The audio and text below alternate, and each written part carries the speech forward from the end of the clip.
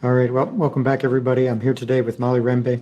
Rempe, sorry, is Molly's an applied anthropologist and a senior UX researcher at AnswerLab, and graduate of UNT, which I am as well. So, we were in a different class, but it's nice to be talking to a fellow UNT student. So, Molly, thanks for coming on. Really appreciate you being here. Looking forward to talking to you today. So, would you mind by maybe giving everybody a little bit of background on your education and kind of a little bit of the work career?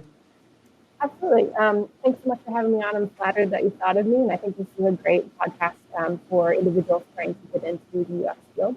As you can guess, my background is anthropology. I did obtain a general master's degree in business and design anthropology from UNT, which of course is where you and I met. And then from there, I actually worked for about 3 years to help build a research program for a water tech company. So I was very hardware focused. And I was lucky enough to get a job right away as a UX researcher.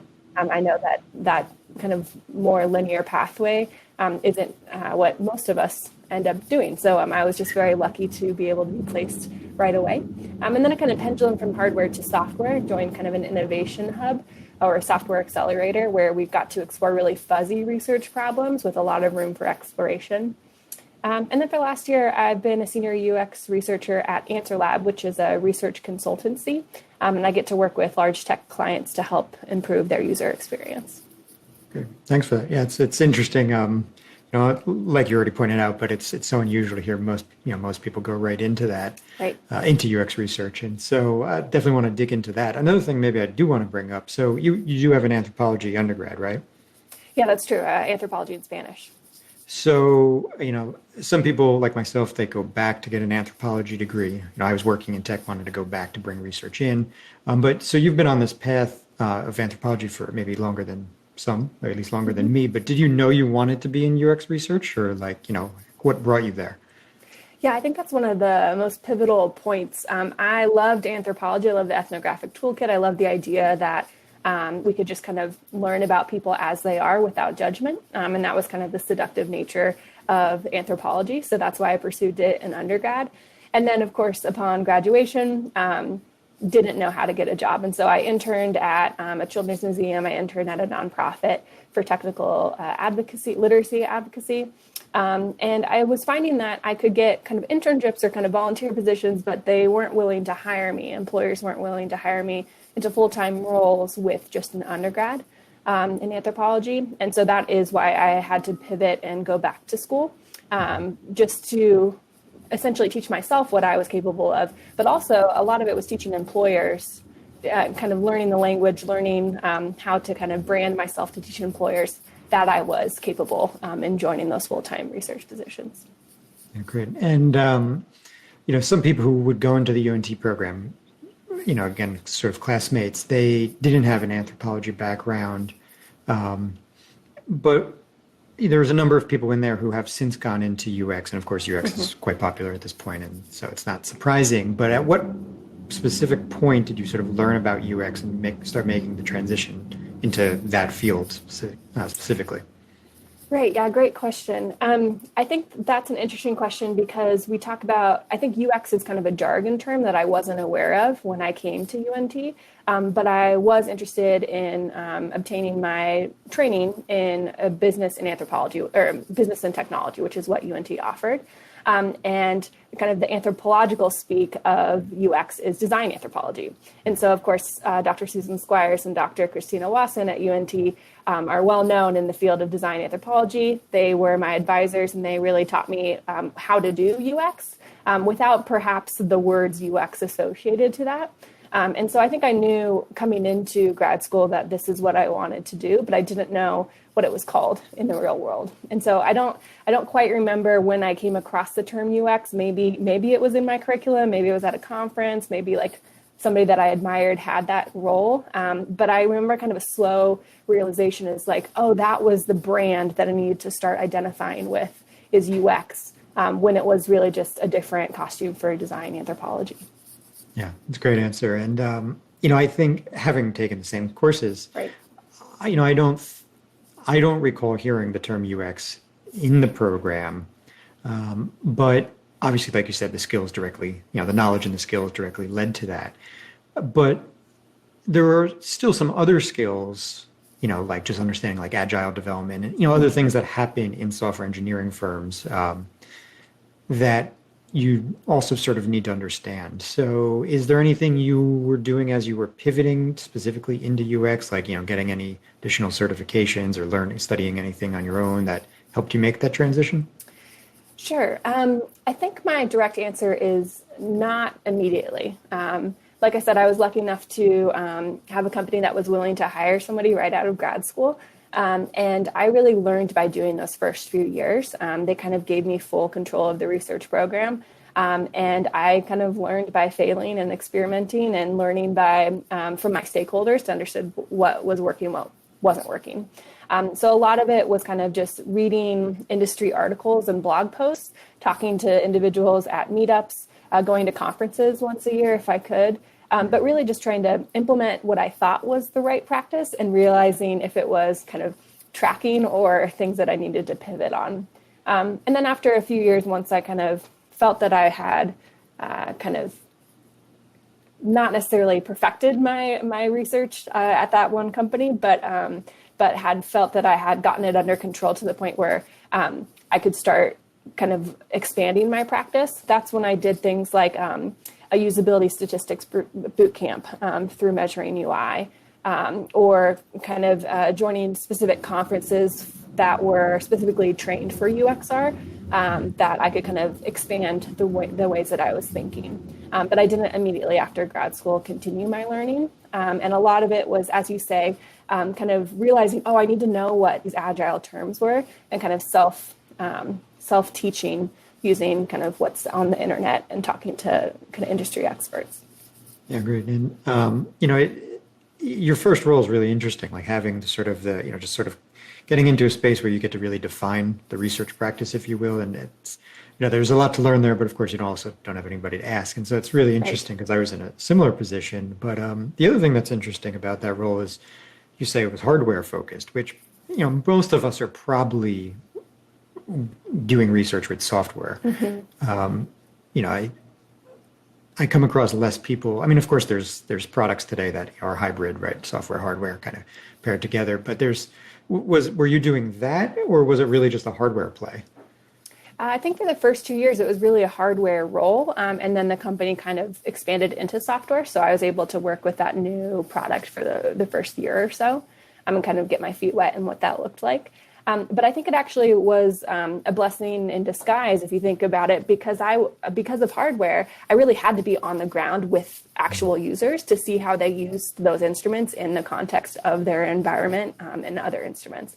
And so it was really easy for me to advocate for the need to be in person with my users, which is something that with software is less easy, perhaps, to convince your employer that you need to be kind of sent out around the country, around the world, to see users in context. So I think it was actually a really wonderful thing to be on hardware for my first team, because I could kind of really easily demonstrate the importance of being with my users in person. Yeah, that's really interesting. So what did you learn there? Or well, maybe let's start here. What challenges did you have sort of as you started out on your own in this hardware environment? Yeah, great question.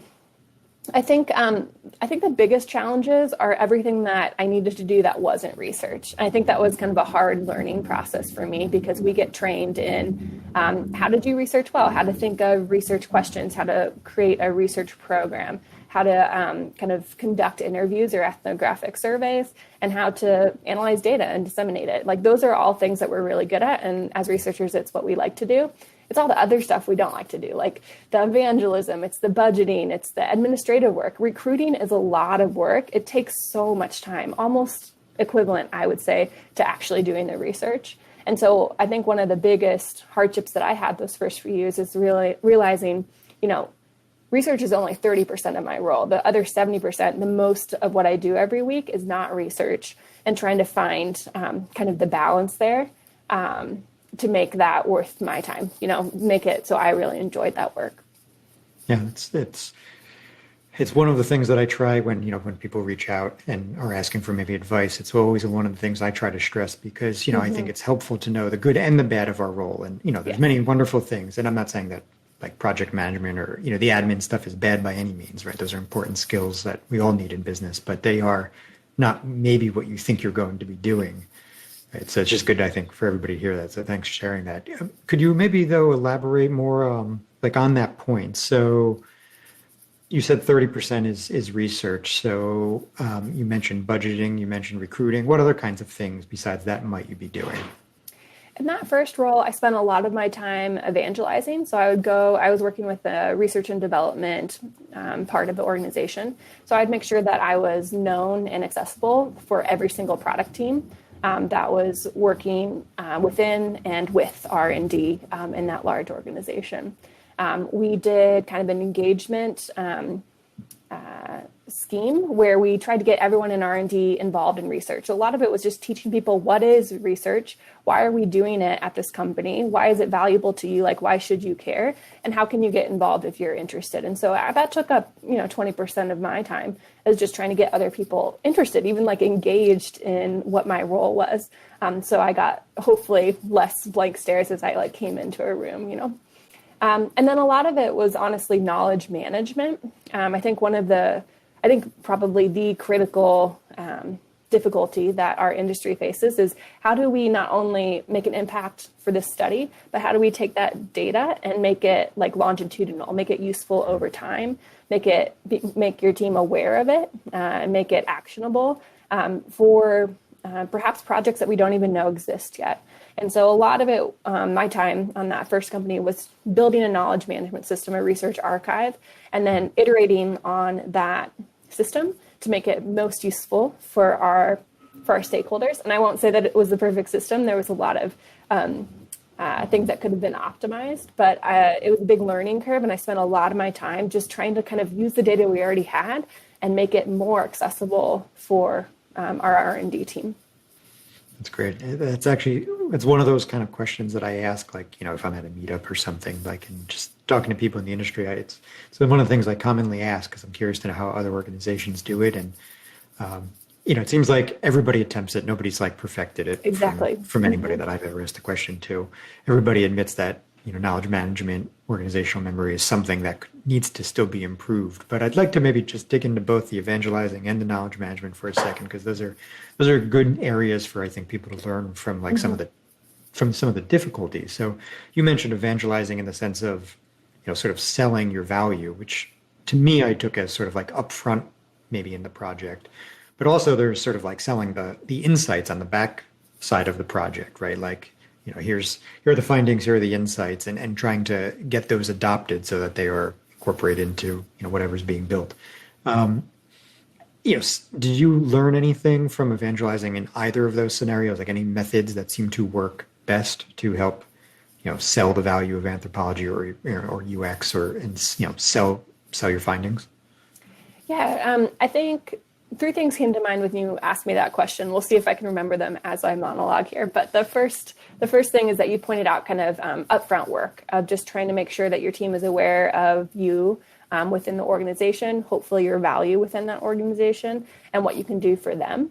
And so that upfront evangelism work, trying to just be present in product development meetings, even if your role wasn't particularly relevant that day. I think that's a really big thing. People ask kind of, how do you make sure that people use your research? And I always say the most important thing is make sure they're along for the ride the whole way.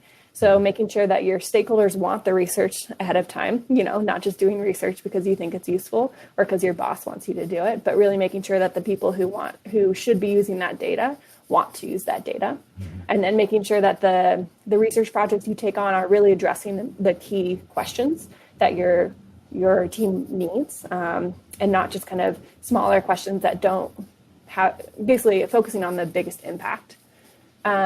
And then making sure that they're along for the ride, inviting them to the interviews or the on-sites and making sure that they have access to the data if they want to look at it themselves, making those transcripts of those interviews and sending them along if they're interested.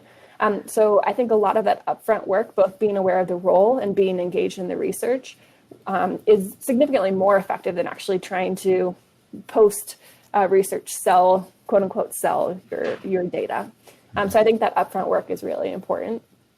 Then there's also the kind of the knowledge management, I think, is a part of evangelism because it helps bring that research, make your team aware that it's there, and hopefully make it usable and accessible to them. And so I think your stakeholders are a big user group that you need to kind of understand and cater towards. And so a lot of that selling or the research has to do with making sure that your stakeholders can access the data themselves. And so that knowledge management, I kind of consider kind of partially evangelism to making sure that, like, they know how much research you're doing, even if it's not on their specific project.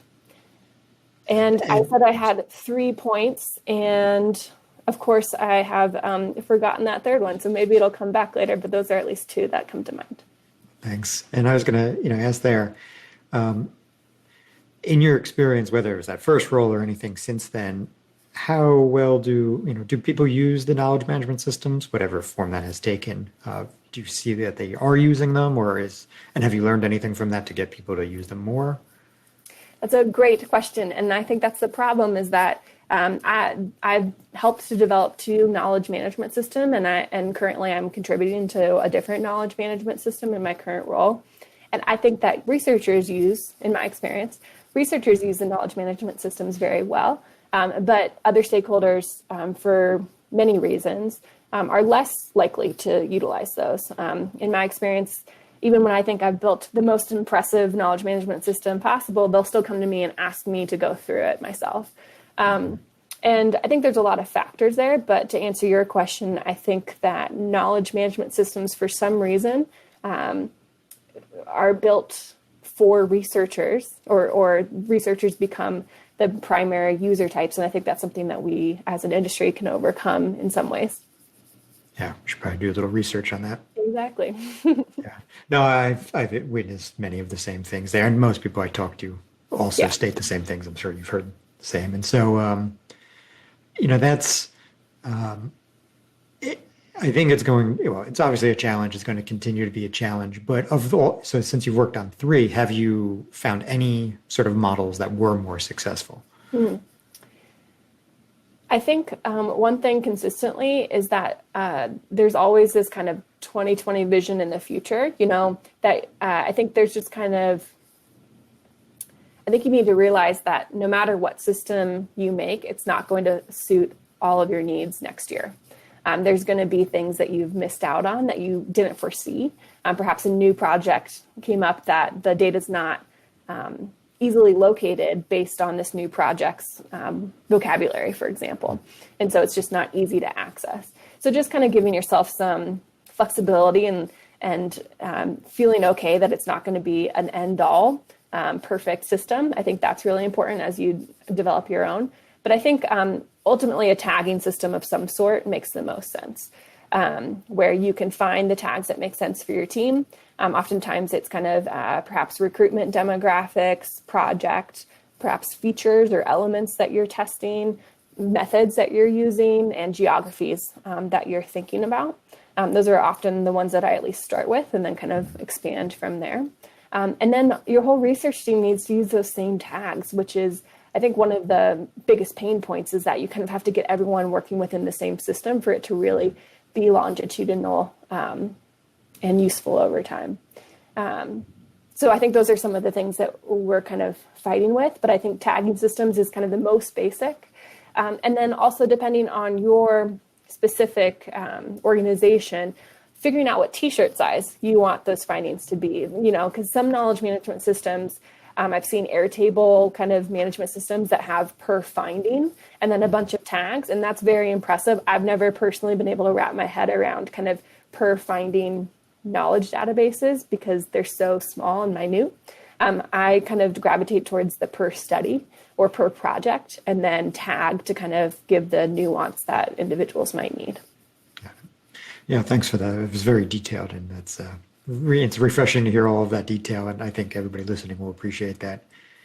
Another question that often comes up in, like, say, in New York here in the circle, when we're talking about questions like, organizational memory and evangelizing is also, how do we demonstrate our value? How do we measure our value? Or alternately, like how do our bosses or organizations sort of gauge our value, right? And so I know it's broad, but any thoughts on how we can demonstrate it, how we can gauge it? Mhm. Yeah, I think this is perhaps the second biggest question besides knowledge management. I think like kind of demonstrating value is the second biggest or most critical issue that our industry faces. And I've done a few, I've at least attempted a few different ways. And here's just some ideas to throw out to our listeners to see if it works for them. But there's of course descriptive stats over time, like year over year or quarterly.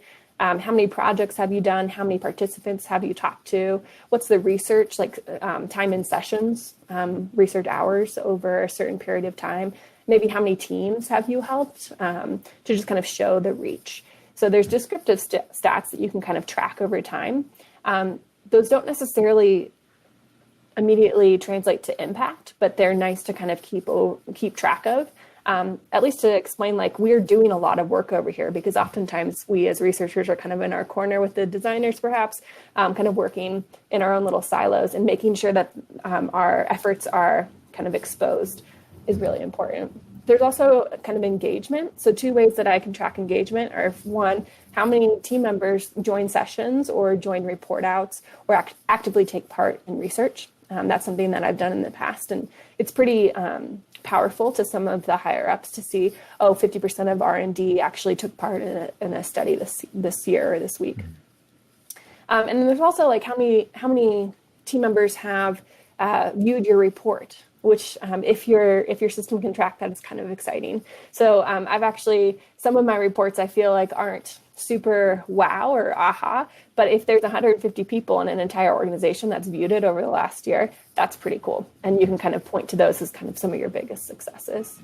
And then finally, there's impact. And I find the impact metrics, or kind of quantitative impact metrics, the hardest for me to kind of grasp. But some things, especially like in an agile environment, how many of your user stories have user data behind it to kind of support that it should be highlighted within your backlog, or identifying top risks in your product or service and figuring out or kind of tracking how that risk decreases over time based on UX research.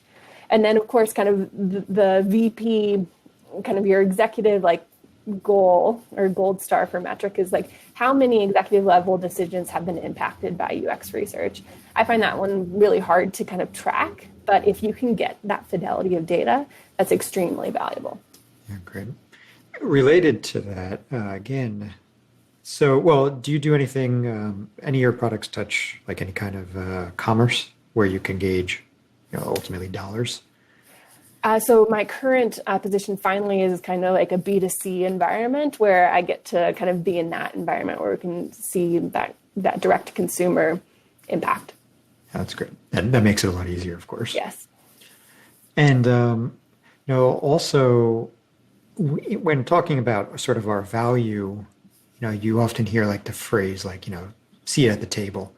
And I think we've had trouble communicating our value as a brand, if you will, sometimes. And it seems like research yet doesn't quite have a seat at the table. Design seems to be getting it, over the past number of years. You see far more sort of design leaders at relatively high levels of big organizations now. I think research is still maybe fighting for a little bit of its share of that.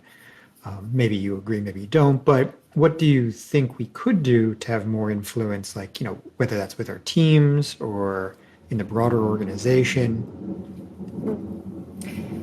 Yeah, I do agree with that. I mean, you can just kind of see the amount of higher level titles that have design in their title, which is wonderful that that's becoming more and more normal to have kind of higher level individual contributors or larger organizations that are designed that are higher up and can be at that, product decision level.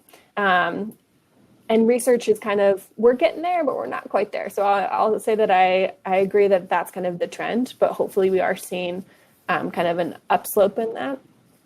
I'd say a lot of it has to do with how you want to position research within the organization. Some for some teams, it's important for research to be on its own. For some teams, it makes more sense to be kind of associated with design. If that's the case, I think there needs to be a leadership position for a design leader and a research leader. I feel like I'm trying to have kind of an overarching design design research kind of head. Gets a little messy because, as you have pointed out, kind of design right now gets most of the spotlight when it becomes the two of them. And so having an equal footing, making sure that it's organizationally structured so it's an equilibrium between design and research is really important.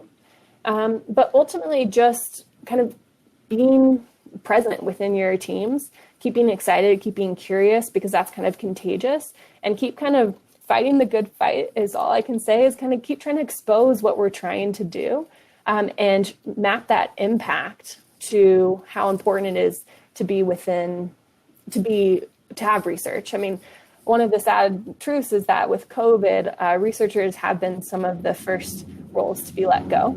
And that was really sad to see at the beginning of this, or last year now. But I think that by continuing to kind of evangelize and demonstrate our value, we should not be the first ones to go. We should be, kind of core to that product or services development team. Yeah, I mean, we're so essential to sort of reducing risk and Exactly. ensuring that the right product is being built, that it really is critical. Mm-hmm. It sort of underpins everything else. And aside from evangelizing and the way you described it there, going back to your earlier comment, bring people along, right? Right. To help demonstrate why we should have influence. As we bring people along and they see what we're doing and sort of the value of what we're doing, it's certainly helpful. Agreed. Mm-hmm. Okay, so Molly, I know in your previous roles you were involved in hiring. So can you maybe just sort of tell us, some common mistakes maybe people make, things that they do well in terms of resumes and portfolios, and maybe provide any any recommendations for resumes and portfolios? Yeah, that's great. Actually, it's apropos that you asked that question, because I was part of AAA, the Anthropological Association panel in July, and we did a whole webinar about resumes and portfolios. So there's that specific webinar, and a bunch of kind of supplementary information is available on the AAA website, and we can link that to the show notes. But what I'll say is that I think a lot of individuals kind of overweight their applicant materials. So what I mean by that is I think it's important to kind of think in terms of the hiring manager, like think of the hiring manager as your user.